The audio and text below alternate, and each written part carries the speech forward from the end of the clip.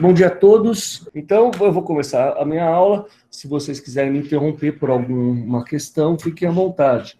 Essa é uma aula, eu poderia dizer, talvez uma das mais intensas, porque ela parte de um momento muito trágico, que é o pós-Segunda Guerra, ou seja, trata-se de todo um momento em que a Europa, de certa forma, faz uma autorreflexão do que foi essa grande hecatombe que foi a Segunda Guerra Mundial, não é? E não é à toa que eu começo literalmente com um país, um grande representante de um país que é a Polônia, porque, como vocês sabem, a Polônia literalmente foi um dos países que mais sofreu com a Segunda Guerra Mundial, não é? E também tentando criar uma ponte para um tipo de atividade que se caracteriza muito na arte contemporânea, que não é mais tanto essa separação das práticas. Então, os artistas não são hoje necessariamente só fotógrafos, pintores, cineastas, dramaturgos, diretores de teatro, né? Eles podem literalmente juntar, ou seja, fazer uma colagem dessas próprias atividades, não é? E um dos exemplos mais marcantes que nós temos é o Tadeusz Kantor, né, que é considerado um dos maiores diretores de teatro polonês do século XX, não é? E veja como ele já, o próprio discurso dele já coloca questões muito interessantes no que diz respeito ao nosso curso. Por exemplo, ele vai dizer: a morte, para mim, é um ready-made, é o inimaginável, experiência pela qual ninguém pode dizer que já passou. Eu não imito a morte, eu manipulo os ciclos. Então, vejam bem, além dessa questão, claro, premente, né, muito evidente da questão da morte, né, e até hoje, se vocês forem para a Polônia, vocês sentem que tem um clima muito intenso lá. Veja como essa associação do Cantor com a ideia do ready-made, ao qual nós dedicamos uma aula exclusiva, né, quando nós falamos dos deslocamentos produzidos pelo Marcel Duchamp, e o Cantor leva isso às últimas consequências no que diz respeito a quase esse deslocamento que seria o nosso deslocamento final, ou seja, o deslocamento da vida por uma outra instância ao qual nós não sabemos, não é? Bom, o que é interessante é que essas assemblagens que ele criava, elas também tinham elas não eram obras estáticas, elas eram utilizadas também para uma encenação teatral, não é? E quando eu fui fazer uma visita à Polônia como professor visitante, realmente uma coisa que chocou a mim para o resto da vida foi a visita a Auschwitz-Birkenau. Eu acho que essa é uma experiência absolutamente determinante para quem, inclusive nesse momento de recrudescimento das tensões políticas, eu acho que a experiência de Auschwitz é realmente uma coisa absolutamente marcante de entender efetivamente o quanto o homem pode chegar a tamanha barbárie e transformar a morte literalmente numa espécie de indústria, né? Vejam como, então, essa presença do campos de concentração vai estar presente, sim, na obra de vários artistas do pós-guerra europeu. Tá? Vejam também, de novo, aqui mais uma assemblagem, que é bonito, né? O quarto de Odisseus. Vejam bem como também, muitas vezes, no pós-guerra, alguns artistas vão recorrer a quase uma instância mítica, ou a uma história, uma odisseia, ou a certas referências primordiais do que seria a condição humana, justamente para tentar entender o que resta depois de tanta destruição, né? Cantor se separa de Duchamp com referência à utilização dos ready-mades. Lá onde Duchamp quer dar uma resposta à arte, Cantor quer dar uma resposta à realidade. Impossível compreender o gesto do Duchamp sem a prioridade da arte enquanto encantor. A arte vem posteriormente, como um reencontro. Sua missão não é mostrar ou comunicar o ready-made, de provocar a questão da arte, de designando como arte, mas de integrar como modo de sua teatralidade, que refere-se tanto a um texto como à memória. Bom, a gente vai discutir também muito a importância, literalmente, do papel da memória. Continuando com Cantor, no entanto, as ações do artista com a obra foram diversas, partindo da intenção de fazer um número contado de quadros com guarda-chuva, lembrem a relação do guarda-chuva no surrealismo, né, em telas de 1,10 por 1,20, pintando de branco, vendendo todos os quadros muito barato na exposição de abertura e fazendo um acordo com os compradores de fazer diversas coisas com o trabalho. E depois de um ano, devolverem para uma nova exposição com as mudanças realizadas por essas pessoas. No ano seguinte, muitas das pinturas não voltaram, mas as que voltaram foram expostas em uma nova exposição, como salienta no site Cricoteca com relação às obras.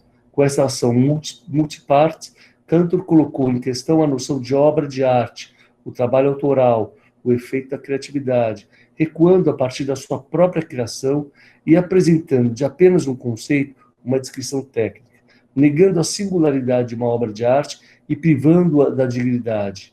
Ele simultaneamente questionou a posição dos museus, galerias e colecionadores. Então vejam também como todas as questões que nós discutimos ao longo deste curso, como a questão do colecionismo, do papel do museu, do papel da autoria, né, dessa relação da obra com o espaço público, são obras que ficam muito evidentes nesse trabalho, que embora tenha quase uma aparência bastante minimalista, assim, muito simples, ela carrega consigo toda uma dimensão simbólica muito interessante para nós. Ou seja, vejam como, fazendo contraponto com a aula anterior, que era sobre o minimalismo, justamente por essa herança da guerra, e com toda essa herança do surrealismo muito presente na Europa, não é? Vejam como essas obras, por mais que possam até ter uma aparência mais minimalista, eles são carregados de simbolismo. É interessante vocês pensarem, por exemplo, já indo para a Inglaterra, como o Ben Nicholson, que é um artista, um bom pintor, em 42 ainda faz uma colagem que, de certa forma, remete muito às colagens dadaístas, que nós vimos, por exemplo, na obra do Kurt Schwitters, mas vejam como, literalmente, como nós já falamos na aula sobre pop inglês, como o Eduardo Paolozzi já vai dar uma interpretação muito distinta, onde literalmente você tem uma crítica, um posicionamento muito mais radical, cínico, sobre essas grandes imagens icônicas, como do Mickey Mouse, ou de Hollywood, ou da comida enlatada, que começam literalmente a invadir a Europa com o advento da primazia do mercado americano, numa Europa ainda totalmente dilacerada pela guerra. Então vejam como o Paolozzi vai fazer uma espécie de crítica dos costumes dessa nova sociedade idealizada. Então vejam, enquanto eles estavam ainda passando fome, passando por muitas dificuldades, o imaginário que vinha dessa sociedade perfeita, mecanizada, onde a mulher poderia exercer livremente suas liberdades, e onde justamente ainda você tem, né, um imaginário que esconderia o racismo, a incapacidade das mulheres votarem, ou seja, um imaginário bastante controverso no que diz respeito à própria sociedade americana que nós vemos hoje em dia, né?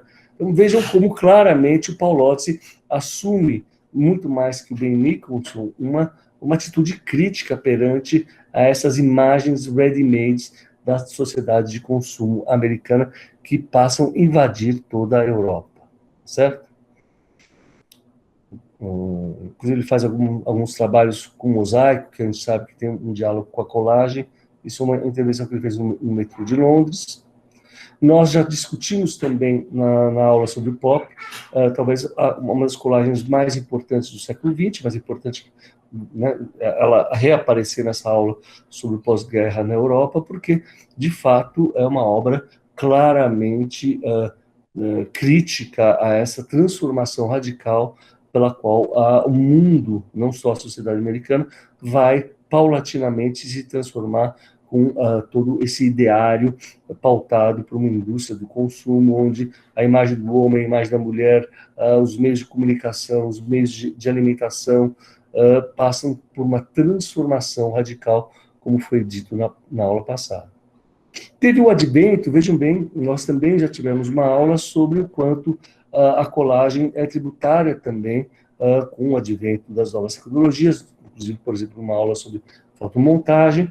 Vejam como o advento da Polaroid, que teve um enorme sucesso nos anos 80, e depois ela caiu em desuso e agora novamente reaparece, né?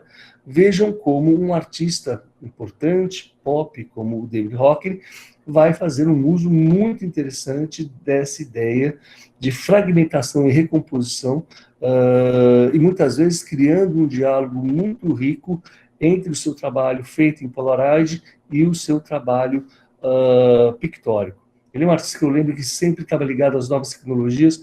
Então, há muito tempo atrás, eu lembro que ele fez uma intervenção que ele mandou para a Bienal de São Paulo desenhos que ele tinha feito por fax. E um artista que também, do ponto de vista teórico, vai fazer vários questionamentos muito instigantes sobre a relação do advento da pintura a óleo e a criação de dispositivos como a câmara clara, né? Bom, essa maneira de tratar a colagem, criando esse grande panorama, onde você tem uma espécie de dualidade entre uma imagem panorâmica que não dá tanto a ideia de fragmentação, como nós vimos no cubismo, não é? Mas que, ao mesmo tempo, ela se mostra o tempo inteiro se fazendo e se fragmentando na nossa percepção, virou algo tão paradigmático. Isso, gente, é importante vocês entenderem, antes do advento das novas tecnologias digitais, não é? Que vão permitir, hoje em dia, que se faça isso com uma facilidade enorme. Mas vejam como isso implicava um trabalho manual, de colagem manual, nesse sentido, e depois, como esse processo veio a ser refotografado e digitalizado, não é? Bom, nós não podemos adentrar em questões que vão para muito além da questão da colagem, que é a questão da instalação e da land art, mas, de certa forma, nós já discutimos um pouco no minimalismo, quanto literalmente é como a gente poderia entender essas duas formas, né, a land art como instalação, como uma espécie de quase desdobramento da colagem numa escala monumental, onde, por exemplo, você vai fazer um recorte na própria natureza, você vai fazer um recorte na própria parede, né, e aumentando claramente a relação da escala e, portanto, reposicionando o lugar do sujeito perante a obra de arte. Então, veja que beleza, por exemplo, essa obra do Richard Long, que é um amontoado de pedras, né, é uma colagem, é uma instalação que é uma colagem, né, uma assemblagem de obras dispostas no museu, não é? Veja como o espaço do museu, como nós vimos na aula do minimalismo, passa a ser um lugar por excelência para as instalações artísticas, mas ao mesmo tempo que é bonito é que no caso do Richard Long, um pouco com o Smithson, como nós vimos no minimalismo, há uma tendência a uma discussão quase primordial, é como se essas obras feitas de pedra remetem um pouco a Stonehenge, a toda uma ocupação milenar que o homem tem com o espaço e, obviamente, tecendo assim uma relação dialética entre a arte e a arquitetura. Bom, indo para a Espanha, obviamente, veja bem, minha aula ela tem que se adequar a um tempo predeterminado. Vários artistas nesse sentido, infelizmente, não podem ser contemplados. Eu estou pegando alguns artistas que realmente tiveram um papel de destaque no que concerne à arte da colagem, né? Um grande nome da arte espanhola do pós-guerra vai se chamar Antoni Tàpies, né? E é interessante como ele carrega consigo também toda uma discussão política do que seria, né, como vocês sabem, as grandes transformações que ocorrem na Espanha, desde a ocupação franquista até a sua libertação, e como ele usa uma dimensão simbólica, como a cruz, como um elemento muito marcante. A cruz, ela tem uma relação muito forte no sentido de religar, é como se a cruz representasse essa sensação da necessidade de uma sociedade fragmentada se reaglutinar, né? Algo que a gente sabe que precisa acontecer nos Estados Unidos agora. E ele é um artista tão famoso em Barcelona que, inclusive, você tem a Fundação Tàpies, tá? E veja como ele é um artista que explorou a factura, ou seja, né, a diversidade de materiais que nós vimos que existe desde do cubismo sintético e depois com o construtivismo russo. Mas veja como ele vai ter uma relação muito especial com a questão da cruz e com a questão da grafia, ou seja, dessa dualidade entre o desenho e a escrita, né? E também, por assim dizer, uma exploração muito rica no que diz respeito à utilização de vários materiais, como, por exemplo, a areia, o mármore, o que coloca, independente da altíssima qualidade do trabalho dele, realmente um problema muito sério de conservação, né? Um dos aspectos dessa aproximação da colagem com a pintura é que, justamente pelo fato da pintura não estar mais sendo feita a partir de técnicas milenares tradicionais, como a pintura a óleo, literalmente isso acaba criando problemas técnicos de conservação bastante complexos, né? Então vejam como aqui também Tàpies vai, né, parte do repertório dele está nessa multiplicidade de atos distintos. Então a colagem não está mais simplesmente no ato de colar objetos heteróclitos, mas está nessa capacidade de juntar gestualidades que cada um traz consigo uma imagem que é resultado de uma ação distinta. É como se esse sujeito se fragmentasse em vários sujeitos e que a pintura ela mesma fosse um pouco esse encontro fortuito entre gestualidades distintas que por um momento se encontram naquela máquina de costura, numa mesa de secação, ou seja, num momento em que elas começam a se articular uma em relação a outras em busca de um signo, né? Então vejam de novo, é interessante, observem a torneira acima, inclusive a sombra que ela cria, e de novo essa tensão que você tem então, né, a torneira, né, como símbolo da água, né, em relação à terra, como também você vai ter, é muito comum na arte da Europa, que vai se distinguir muito do minimalismo, que tem uma relação muito mais forte com uma arte de caráter industrial, como esses artistas vão ter aquilo que os italianos mais tarde vão definir como arte povera, uma arte que está muito mais ligada à terra, aos elementos orgânicos, sem ter uma relação, por assim, tão mercadológica, tão fetichista com o advento da industrialização, né? Bom, agora, um pouco adentrando na França, vejam bem, aí nós temos um caso único, né, de um dos maiores artistas do século XX, e que vocês podem perguntar, mas professor, por que um artista tão importante, que já em 1905 faz uma das obras mais importantes da pintura moderna, só vai aparecer na 13ª aula? É que justamente o Matisse, né, vai ter o grande reencontro dele com o encontro dele com a colagem vai ser muito mais tardio, ao contrário do Picasso. Ele vai literalmente começar a trabalhar com os guaches quando ele tem uma grande encomenda para uma pintura mural, em 1932, né? E onde ele vai fazer, essa é a Fundação Barnes, em Filadélfia, de um grande colecionador, que encomenda ao Matisse fazer uma ocupação para a sua sala central, e é a partir desse momento que, de certa forma, ele né, cria uma técnica absolutamente revolucionária no que diz respeito à colagem, que é essa capacidade que ele vai ter de recortar, né, usar, olha o tamanho da tesoura, né? Veja que pelo fato de ele recortar, ele ao mesmo tempo está desenhando e colando, né? Ele tá criando uma superfície que justamente tem um caráter orgânico, né? Em que a forma e a cor aparecem de uma maneira absolutamente simultânea. Então, vejam bem, não dá para, ele resolve, por assim dizer, uma das grandes questões que ele teve ao longo de toda a sua vida, ou seja, essa dialética sobre a primazia do desenho ou da cor, que é algo que, como vocês sabem, é uma discussão que, por exemplo, vem desde da Antiguidade e também do Renascimento. Quando ele está recortando um papel rosa, ele ao mesmo tempo está... vejam, esses são os papéis que foram apresentados numa exposição bastante recente dos cutouts, uma exposição lindíssima que foi feita no MoMA.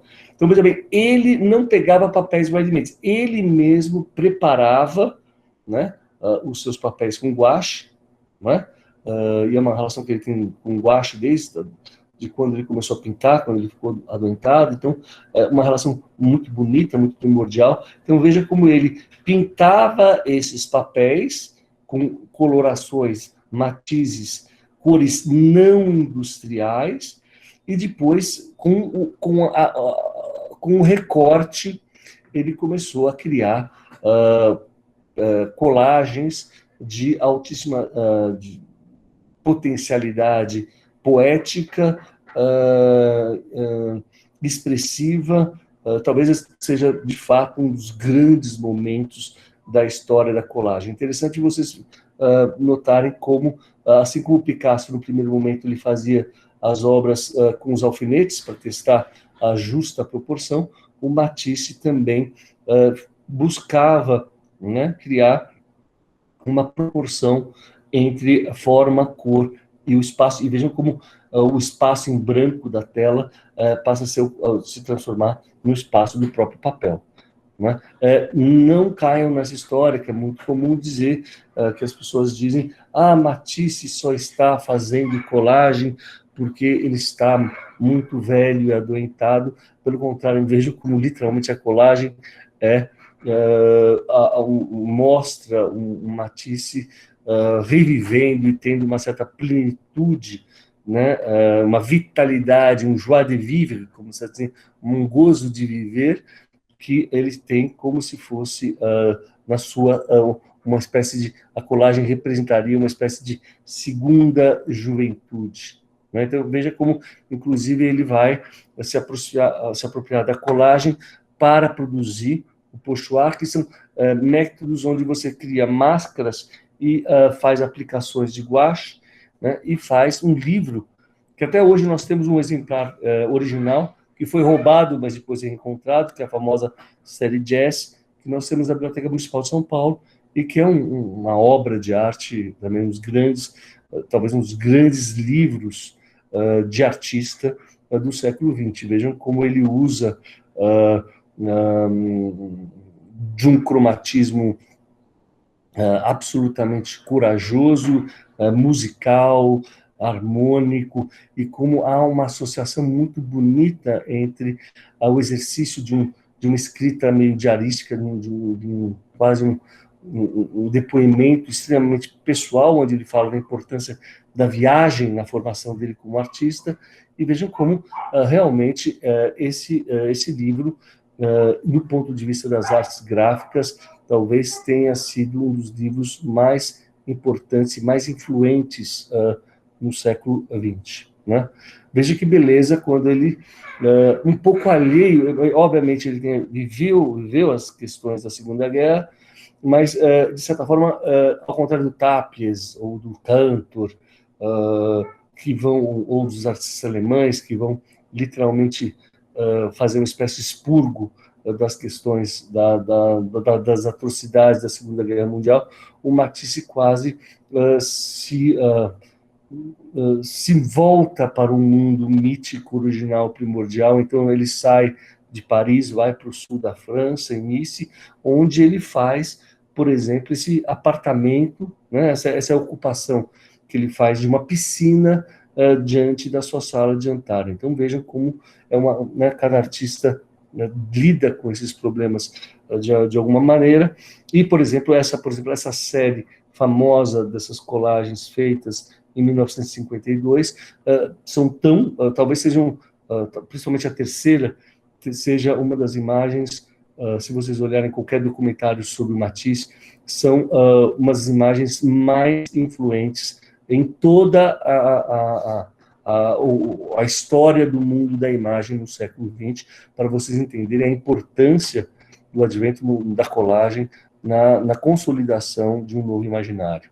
Então, vejam a beleza ímpar e como, no momento final, quando o Matisse, né, busca, depois de se recuperar de uma doença, e ele é muito grato à freira que cuidou dele, e ele acaba fazendo, com seus próprios custos, uma capela, que, segundo ele, seria o grande desafio final da vida dele, como ele literalmente constrói a capela, trabalhando agora com a cor luz, mas utilizando, veja bem, recuperando essa associação incrível que nós vimos desde o começo entre a arte do vitral e a arte da colagem, né? E como literalmente você tem um jogo livre em que as luzes, né, elas banham os desenhos que estão colocados em azulejos, de tal forma que tem uma relação dialética muito bonita entre desenho e cor, e é tão sofisticado esse espaço, gente, que quando você entra nele, inclusive você tem uma espécie de reação fisiológica, porque você tem tanta saturação de cores verdes, que, de certa forma, o seu olho começa a produzir sensações vermelhas dentro do ambiente.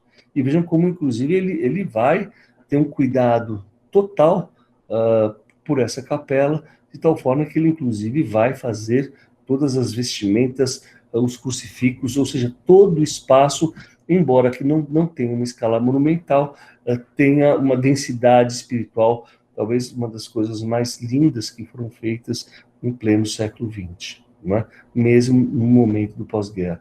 E veja como ele adquire claramente um papel, né, de grande artista do século XX, e como, literalmente, a colagem aparece como a sua manifestação mais plena de um trabalho de anos a respeito da relação entre a autonomia do desenho e a busca da expressividade cromática. Então, vejam trabalhos como essas colagens adquirem aqui uma escala monumental, né, que vai ter implicações muito grandes, inclusive para uma pintura que se busca ter uma presença, uma cromaticidade mais intensa, um diálogo maior, não com o espaço interno da obra, mas com uma relação que, como a gente viu no expressionismo abstrato, vai se estabelecer mais dinâmica entre a superfície do quadro e o ambiente da própria pintura.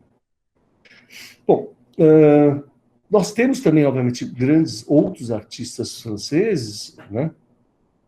O Dubuffet já é um artista que, de certa forma, se apropria de novo de uma relação mítica e primordial da arte. Veja como, nesse momento do pós-guerra, é quase concomitante à descoberta de Lascaux, né, que é onde o homem, como vai dizer Picasso, quando vê essas pinturas rupestres datadas em torno de 18 mil anos antes de Cristo, fala: tudo que o homem já poderia ter feito, ele já fez, não é?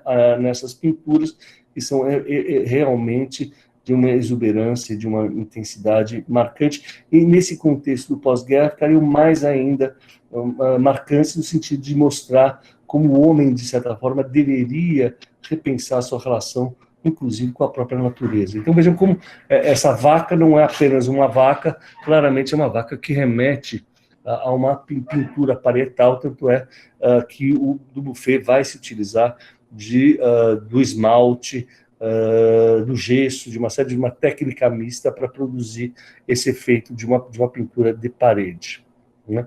Segundo Argan, no Arte Moderna, a arte informal, antes de tudo, é uma situação de crise da arte como ciência europeia. É a representação da derrocada da civilização, do conhecimento e do reinado da teoria, que teve seu sentido roubado pelo horror da guerra. A partir desse momento, a razão de ser da arte só pode ser uma intenção prática.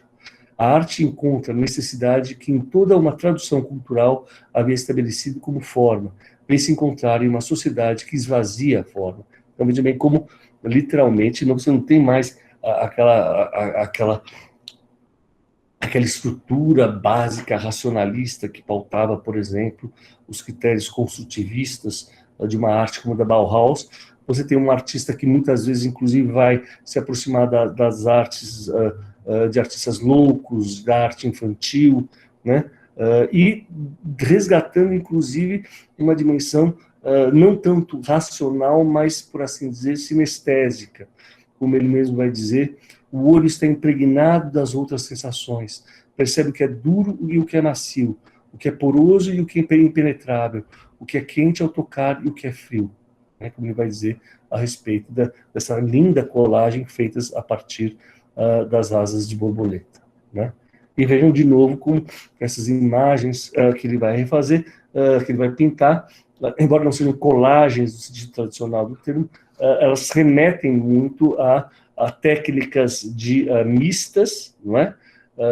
E a todo um repertório de imagens em que ele não está mais fazendo apenas um simples retrato de uma mulher nua, mas é uma imagem que remete muito às imagens primordiais feitas pelo homem na pré-história.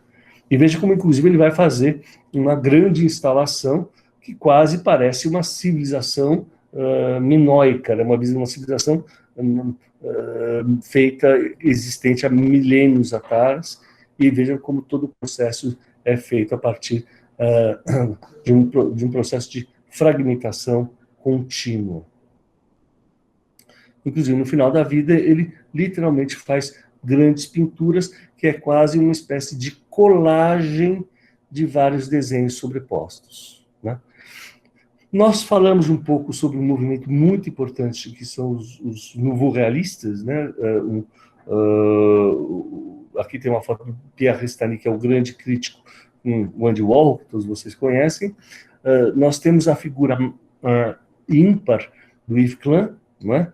Um artista também, um dos artistas mais instigantes do pós-guerra, que infelizmente morreu muito cedo, mas que tem uma importância fundamental, não é? No sentido em que ele vai buscar uma emancipação da cor, né, como monocromo, mas veja bem, isso se trata de um processo de redução, ao contrário do Rodchenko, que tentava chegar a uma estaca zero. Aqui é como se ele tivesse uma relação em que, ao chegar, né, à cor, né, ele vai dar a ela quase um sentido de refundação, né? E não é à toa que ele vai fazer uma fotocolagem, a meu ver, muito interessante, que ele literalmente ele apaga a cena, né? Vocês podem ver à direita ele pulando no vazio. Obviamente ele não está pulando no vazio, né? Foi um processo de fotomontagem. Mas o que é muito bonito nessa cena é literalmente um homem, né, tomando essa liberdade de se jogar no vazio. Ou seja, é como se aquele vazio da página em branco do papel passasse seu próprio mundo, e o artista claramente buscando, né, extrapolar os limites entre a arte e a vida, cada vez vai buscar uma atuação mais intensa entre o papel do artista e o mundo. Então, veja como ele vai trabalhar também com os 4 elementos, ele vai trabalhar com o fogo, com a água, né? E literalmente com o próprio corpo da mulher. É interessante que ele vai fazer 2 séries muito famosas, uma em que ele pega o corpo da mulher e passa faz uma espécie de mancha, né, uma demarcação com a água, e depois pinta com fogo, né? E você tem imagens muito fortes, né, que também remetem a uma imagem primordial da mulher, como também, vocês podem ver isso no YouTube, tem vários exemplos das antropometrias, em que ele pega o corpo da mulher, né, e transforma ela nessas famosas antropometrias, que são tão famosas que, por exemplo, tem um selo da França que faz apologia a esse trabalho. Por que ele é tão importante? Porque vejam como ele rompe com o sistema tradicional de representação do papel do nu da mulher. Vejam como, quase no processo de colagem entre o corpo físico da mulher, a tinta, que é uma tinta muito especial, que ele vai desenvolver tecnicamente, que é uma espécie de têmpera acrílica de altíssima saturação cromática, ele vai criar um processo de imprimação em que essas mulheres se colam no espaço pictórico e remetem quase a imagens fantasmáticas que remetem muito, ao meu ver, as primeiras representações, as primeiras figurações das mulheres, né, como um corpo fértil, um corpo onde, literalmente, a sua capacidade de reprodução, né, e de dar leite, de poder reproduzir, se vocês pegarem as primeiras esculturas de mecenas, por assim dizer, vocês vão ver como há uma espécie de exaltação do corpo da mulher como um símbolo que, inclusive, vai fazer uma associação milenar entre a mulher e o símbolo de fertilidade e, portanto, uma relação primordial do homem com a natureza. Então, veja como as coisas estão sempre interligadas. E a gente poderia fazer uma relação muito interessante entre as antropometrias, feitas literalmente com esse azul, né, que vai se tornar a marca registrada do Yves Klein, e as colagens que Matisse faz em 1952. Por fim, veja que beleza também, né, ele descobre que, ao utilizar a esponja, que ele poderia utilizar como meio através da qual ele impregnava os seus objetos, ela mesma se torna um objeto, uma colagem, uma assemblagem muito interessante, porque ela adquire um aspecto lunar, não é? Ela se torna algo que escapa dos critérios tradicionais que nós entendemos como um objeto manufaturado. Veja o quanto ela remete literalmente a formas orgânicas, né? E, inclusive, veja como em determinado momento ele vai fazer um ex-voto, então mostra como essa relação é totalmente diferente de uma relação mais pragmática americana, que nós vimos muito comum, que é muito comum no minimalismo.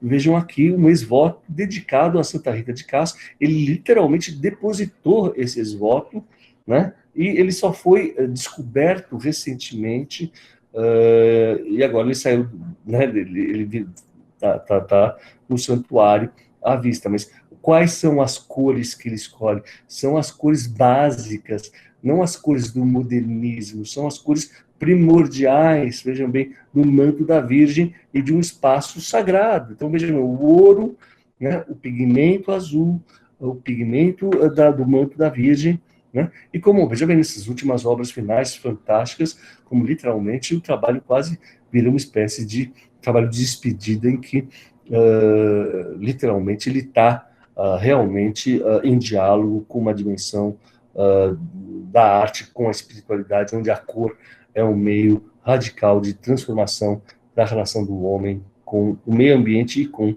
a espiritualidade. Já o seu colega Armand vai trabalhar muito com a questão do acúmulo de elementos, não é? E com isso, infelizmente, gente, nós não podemos negar, né, o quanto essa ideia do acúmulo, né, num cenário pós-guerra, remete muito a essa ideia do acúmulo que se vê presente, por exemplo, nos museus que mostram o horror do Holocausto, onde, literalmente, você tem todas as malas deixadas pelas várias comunidades perseguidas, todas as escovas, todos os utensílios que os judeus, ciganos, homossexuais levavam, né, esperando ter uma nova vida, e como esse acúmulo acabou se tornando uma espécie de museu, né? Inclusive você tem acho que todos vocês devem ter visto a famosa Lista de Schindler, que é um filme que acho que todos vocês têm que ver, e vejam como a própria estratégia de apresentação do museu, né, que virou a fábrica, o quanto também você tem essa estratégia de acumulação, né? Por fim, falando ainda da França, nós temos um artista muito interessante, o Jean Tinguely, que vai inclusive fazer uma máquina autodestrutiva que vai explodir no MoMA, né? Então vejam como, ao contrário daquela celebração futurista do homem com a máquina, do homem, né? Vejam como o Tinguely vai criar essas máquinas absolutamente nonsense, né? Que chegam a um tal de eficiência de destruírem a si mesmo, enquanto está ligado a realmente um papel de discussão de qual vai ser a relação do homem com a máquina a partir da Segunda Guerra Mundial. Bom, o termo assemblagem, importante vocês saberem, vem de uma exposição feita no MoMA, em 1961, né? Interessante, né? Então você pega já de novo Picasso, uma pequena colagem tridimensional com uma guitarra, e a partir de então, mas é a partir de 1961 que o termo assemblagem passa a ser destinado por assim dizer, a colagem de objetos que adquirem um aspecto tridimensional, né? Bom, existe um movimento também muito interessante na Europa, que é o chamado decolagem, né?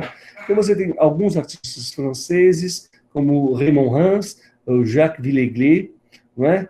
Que passam pela Escola de Belas Artes em Rennes e recolhem nas ruas de Paris aquilo que eles chamam de passeios, coletas, o que eles chamam de manifestos poetizados dos rasgos anônimos. O que ele quer dizer com isso? Nós vivemos numa cidade onde, literalmente, o próprio espaço urbano é uma espécie de palimpsesto, né? Onde você tem os cartazes, depois uma pessoa rasga um pedaço do cartaz e coloca um outro cartaz, não é? Então, veja como Heinz nos fazia ver com um olhar novo toda a inefável beleza dos muros da cidade, beleza instável e efêmera, que até então havia fugido à nossa cotidiana capacidade visual, estragada pelo acinzentado dos hábitos. Há um gesto fundamental de apropriação do real, aberto às técnicas industriais e a um fenômeno quantitativo de expressão, como vai dizer Pierre Restany nesse texto sobre os novos realistas. Tá? Então, você tem todo esse movimento. Veja bem como ele tem a ideia de trabalhar com o rasgado, aparece timidamente com Picasso, mais radicalmente com Kurt Schwitters, mas ela adquire, por assim dizer, uma escala, por assim dizer, urbana, com esses artistas que vão, inclusive, se apropriar não mais do espaço do papel, mas do próprio suporte metálico, tá? Dos grandes afiches. Então, os trabalhos adquirem uma posição, uma dimensão física, uma fisicalidade muito distante das lindíssimas colagens do Kurt Schwitters, que tem todos eles uma dimensão muito mais tímida, por assim dizer, embora tenha sido, como vocês sabem, fundamental para a colagem no século XX. Sem Kurt Schwitters, jamais teríamos o processo de decolagem, né? Então, vejam como você tem claramente também um jogo em que certas imagens icônicas do capitalismo moderno, como a Coca-Cola, a Marilyn Monroe, as marcas de automóvel, todas elas vão, as imagens de cinema, né, todas elas vão adquirir uma espécie de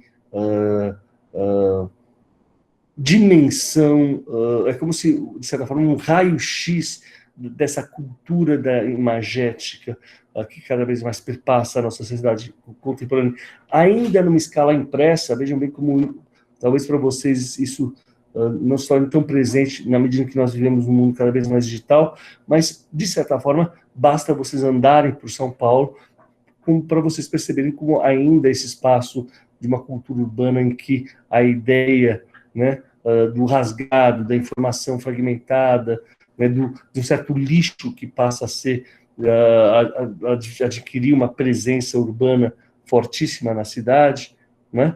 Inclusive, você vai ter também um artista importante, o Mimo Rotella, que é um italiano, que também vai trabalhar com a ideia de decolagem, vai trabalhar, inclusive, quase simultaneamente ao Andy Warhol, com o signo máximo do cinema americano, que era a Marilyn Monroe. Então, vejam ele literalmente fazendo operações de rasgagem, de decolagem dessas figuras icônicas que nós já discutimos no advento da arte pop americana.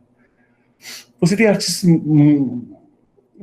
como Boltanski, que é um artista francês, que mesmo bem, veja bem, é um trabalho de 1990, mas veja o quanto é como essa memória, né, do Holocausto, essa memória do terror, né, do mundo empobrecido, do mundo chegado às últimas condições humanas, né, reaparecem sempre de uma maneira muito sintomática na arte americana, algo que não acontece na arte americana, mas sim na arte europeia.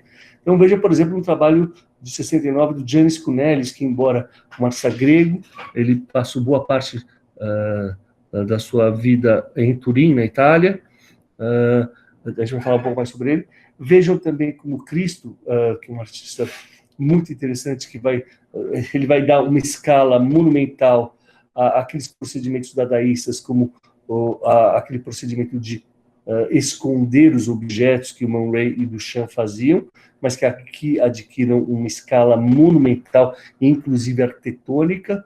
Ele chega, inclusive, a empacotar prédios inteiros. Então, veja bem como a colagem, né, a ideia de você operar,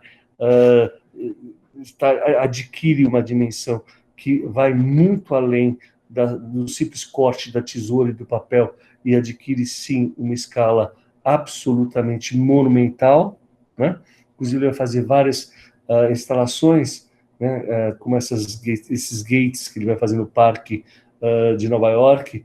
E é interessante vocês pensarem o quanto a gente, infelizmente, conhece muito pouco a arte japonesa, mas vejam que beleza, são 10 quilômetros de 10 mil postes daqueles que nós chamamos de tori,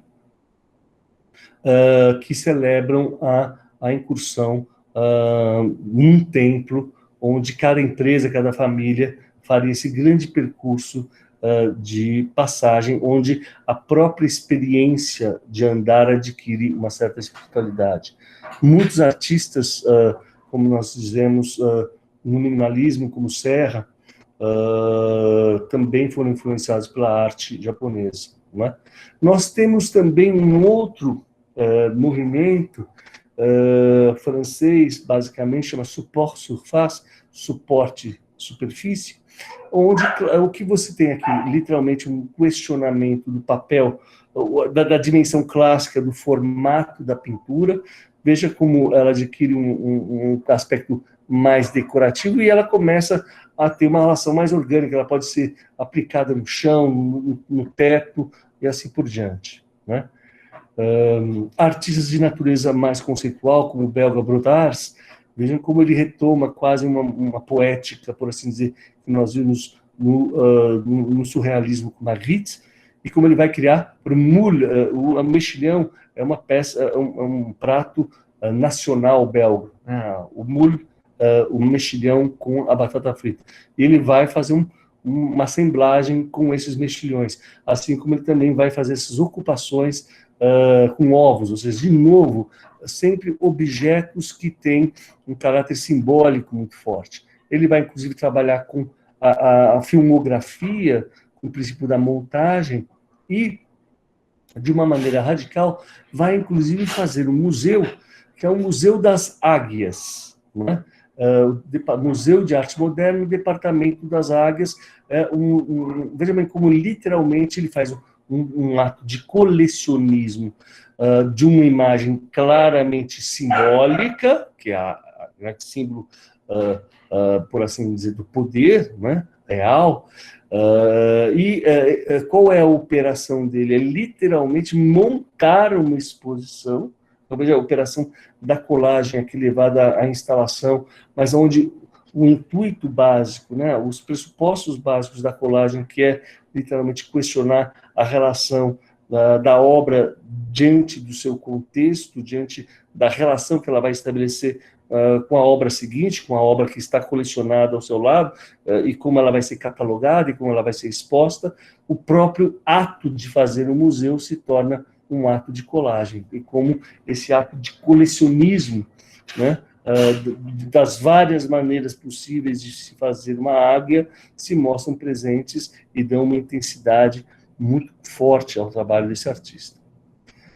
Nós temos, então, grandes artistas hoje em dia, embora tenham falecido, mas que têm uma presença muito forte no contexto mais contemporâneo, como o Louis Bourgeois, que fazem esculturas, mas veja como todo o processo de inserção na cidade é literalmente criar uma espécie de estranhamento, uma operação de escala em que você tira uma aranha de uma escala mínima para uma escala monumental e cria esses objetos, né, que claramente é uma grande artista que vem do surrealista, mas que só vai ser reconhecida mais no final da vida, e inclusive vai fazer algumas grandes instalações em que claramente vocês veem o quanto esse espírito da assemblagem adquire aqui de novo, é algo que caracteriza muito bem, né, como contraponto ao minimalismo, como todos esses artistas europeus têm uma carga muito mais histórica e simbólica em relação ao que a gente poderia dizer de um certo pragmatismo americano. Inclusive fazendo trabalhos com bordado e decoração e uma linguagem supostamente decorativa, mas que tem um jogo de palavras incrível. Vejam como ela cria um poema muito bonito, né, em que há uma espécie de tensão entre o papel, entre o significado exercido pelo poema e essa representação de um tempo que está estático e que, mas ao mesmo tempo, remonta ao nosso dia a dia, né? Bom, como vai dizer o Arthur Danto, né, a percepção básica do espírito contemporâneo foi formada no princípio de museu. Então, o que vocês têm? Literalmente uma colagem de tempos diversos, né?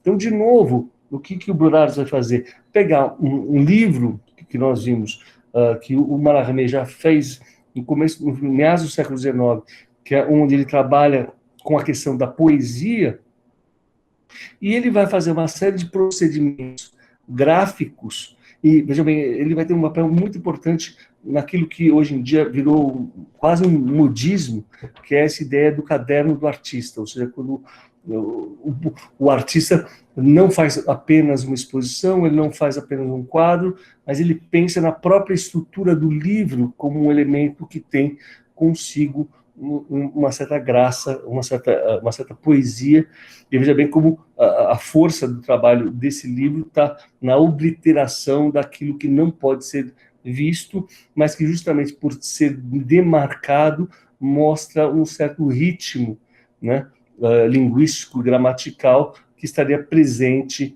na poesia. Ele é um artista que começou como poeta e que progressivamente migrou para as artes visuais, né? Então, várias questões, por exemplo, ele pega uma imagem do estereoscópio do Duchamp, coloca isso para o espaço do cinema. Vejam como, de novo, nós temos artistas que estão operando em várias esferas. Ele pode estar trabalhando no cinema, ele pode estar trabalhando na colagem, ele pode estar trabalhando na consolidação de um museu. Já indo para a arte italiana e finalizando a nossa aula de hoje, nós temos artistas também fundamentais, como Lúcio Fontana, que é um artista que, embora nascido em Buenos Aires, teve um papel predominante na cultura italiana. Veja bem qual foi a grande sacada dele. É, de certa forma, rasgar, né, fazer o corte naquilo que seria, por excelência, o espaço mais sagrado da pintura. Então, ele faz duas incisões, não é? Faz um monocromo e cria um espaço de tensão em que essa obra ela não está apenas na superfície, ela cria uma espécie de outro espaço, né, para dentro, e que, por assim dizer, faz com que a maneira tradicional com que nós estamos acostumados a ver um quadro se transforme por completo, porque, de certa forma, aquele espaço da superfície agora é como se ele fosse subvertido por um ato, literalmente, que é o ato libertador, né, de você criar uma nova dimensão. Então, o trabalho todo se faz, né, nesse jogo entre se fazer na dimensão da pintura, numa pintura planar, por assim dizer, mas ao mesmo tempo pelo fato dessa trama mesmo, ela ser tensionada pelo ato primordial do corte, né, a obra adquire uma nova dimensão. Então vejam como esse ato aparentemente apenas subversivo adquire aqui toda uma, a gente poderia dizer assim, uma densidade metafísica. Tá? Bom, e por fim, nós comentamos também da importância do Alberto Burri, que é um artista, um dos grandes nomes da colagem do século XX, italiano, que foi prisioneiro dos ingleses, primeiro na Tunísia, depois foi levado ao Texas, e enquanto prisioneiro ele se retransforma, ele era um médico, ele começa a fazer uma experimentação com materiais, né, que estão à mão, né, os materiais mais banais, que você pode encontrar, inclusive, no campo de refugiados, como plástico, papel, mas o que é muito importante é como ele vai, literalmente, trabalhar, né, com esses elementos básicos da civilização humana que muitas vezes não são respeitados, mas que aqui adquirem uma certa força. Então, por exemplo, o fato de você trabalhar com a farinha, né? Ele é chamado muitas vezes o pai da arte povera, porque literalmente ele é um artista que, ao invés de fazer a apologia das imagens da sociedade de consumo, ele vai mostrar, não, olha como a nossa cultura, basicamente, inclusive do pós-guerra, ela ainda se pauta em materiais que são milenares e que perpassam, né, que perduraram ao longo das civilizações, e que minha operação artística, eu como cirurgião, vou recortar, queimar, dobrar, é como se eu trabalhasse com a superfície da colagem quase como uma pele humana, né? O fato novo em Burri é que a matéria, o saco como matéria, ou a madeira, ou o papel queimado, é dado como matéria, e deve se manter como tal. Apenas no segundo momento é que a matéria consente em assumir outro papel. Então vejam bem, né, o quanto de certa forma, o Burri dá uma certa, ele quase radicaliza aquele princípio da factura que nós vimos entre os construtivistas russos, em que, literalmente, o saco é saco, a madeira é madeira. Depois que a gente pode, inclusive, associar um certo imaginário que remete a elementos orgânicos do corpo humano, uma certa eroticidade, né? Mas veja como o interessante é como ele vai trabalhar, né, com a superfície não mais, assim como Fontana, né, ele vai romper com o grande paradigma de uma suposta neutralidade da tela, né, e vai trabalhar ela como uma superfície estruturada, uma superfície que a operação artística está literalmente em trabalhar, né, a articulação desse material que por si só já traz a sua própria historicidade. Então, uma coisa é trabalhar supostamente com uma lona neutra, outra coisa é trabalhar com um saco de café que tenha vindo do Brasil, não é?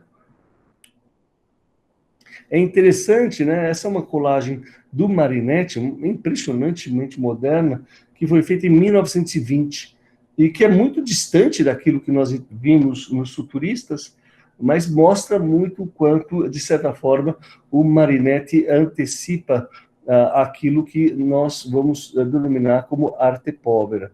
E como há uma discussão muito interessante enquanto, né, o próprio método pedagógico da Maria de Montessori de buscar expandir a sensibilidade humana através de uma dimensão sinestésica, onde as pessoas começam a perceber e afinar a sua sensibilidade através do toque, principalmente se você é cego, se você tem uma certa dificuldade, é como você vai ampliando a sua sensibilidade sinestésica à medida em que você trabalha não apenas com o olho, mas com o corpo inteiro, com a sensação principalmente tátil, por assim dizer.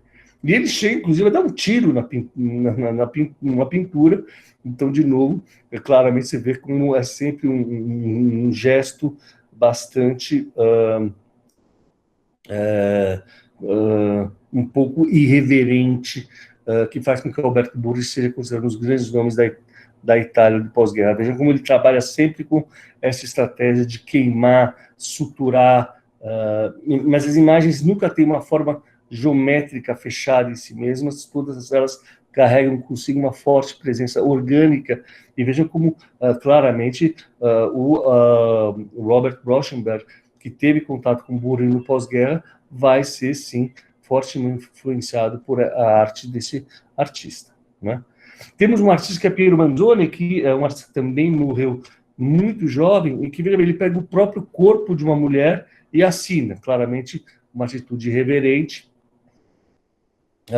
mas onde claramente ele está julgando com todos os tabus da história da arte, desde o Renascimento, que faz o corpo da mulher ser o corpo do desejo, né? E aí ele faz um ato irreverente que ele se apropria desse imaginário, né? E vai também fazer uma das assemblagens mais famosas e irreverentes também, que é quando ele enlata a sua própria merda, né? E a grande discussão é se efetivamente tem merda aí ou se é apenas um ato de blague, não é? Mas também é uma obra em que claramente questionam o papel da obra de arte no que diz respeito à sua multiplicidade e circulação no mundo contemporâneo, né?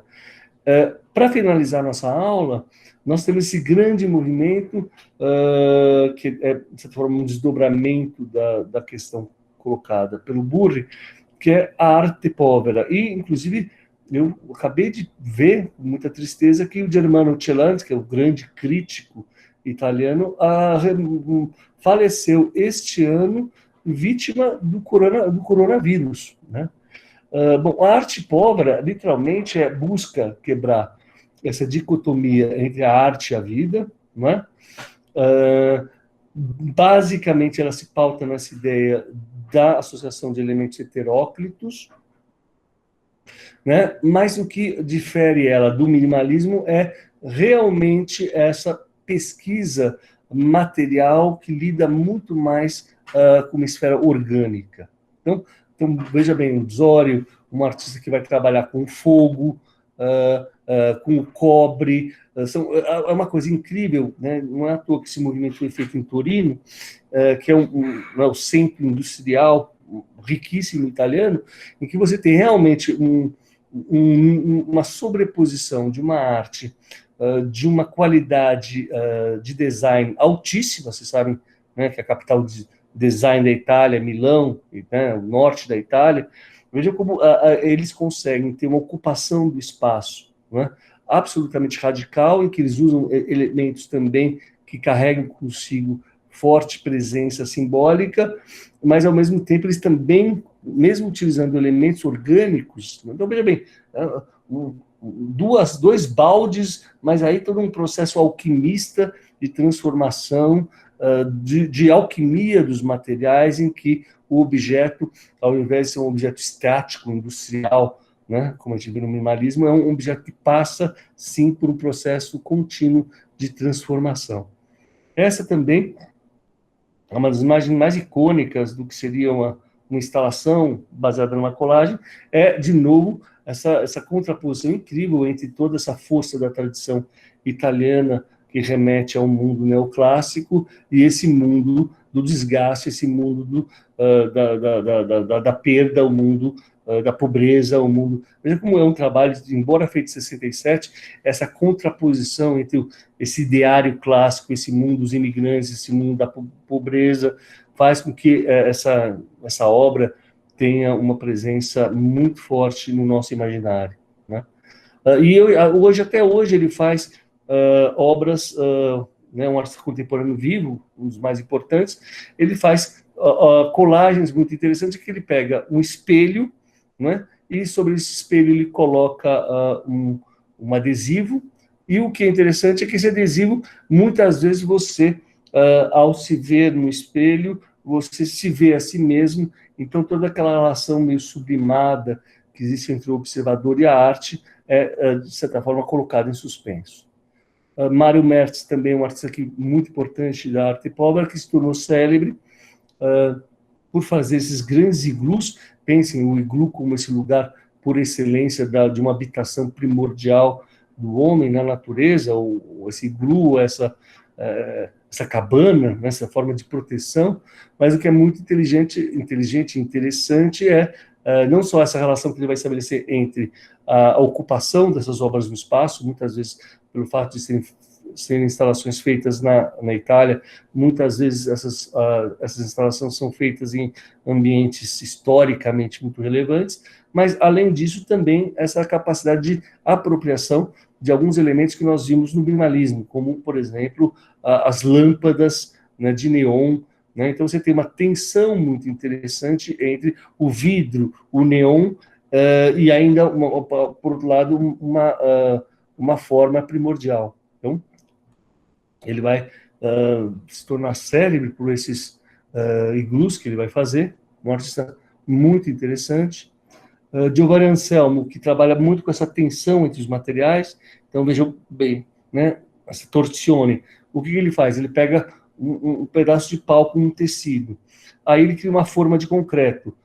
Nessa fusão entre um objeto que é tensionado enquanto o concreto está sendo armado, é que faz com que, literalmente, você tenha um objeto em tensão contínua.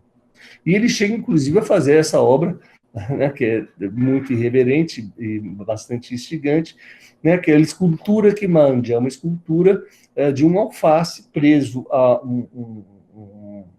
uma pedra, 2 pedras de mármore. Obviamente, esse trabalho tem que ser refeito continuamente.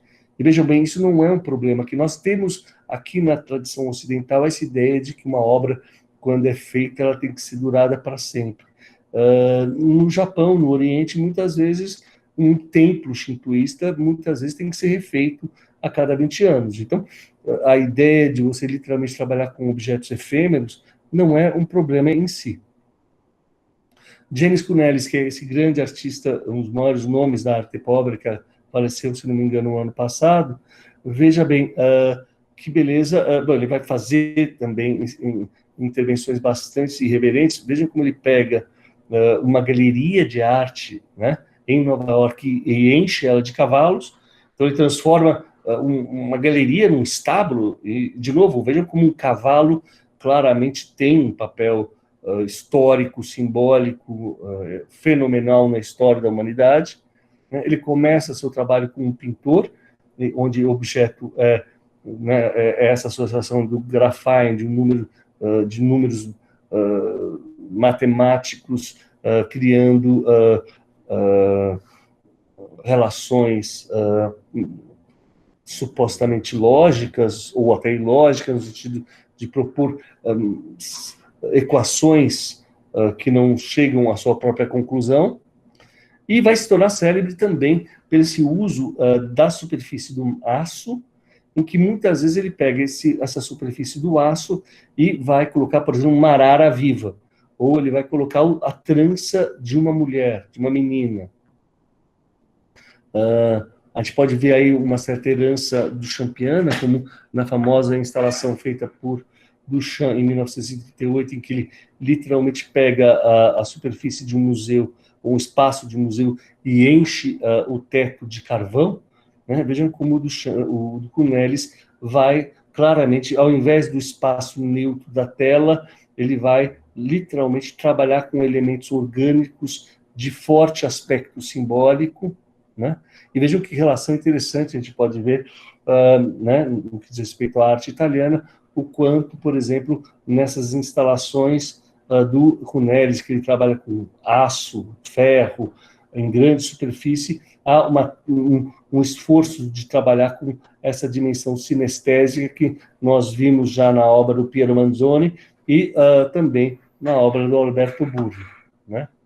Veja que beleza, ele por ser um artista grego, é interessante, vocês, um dia eu estive na ilha de Delos, veja como toda a ideia da ruína, né, a ideia de o que sobra é o resíduo de uma grande civilização, né, também essa dimensão como, através da arte do acúmulo, você tem uma associação muito forte com a ideia da guerra, da ausência da presença, essa relação dialética.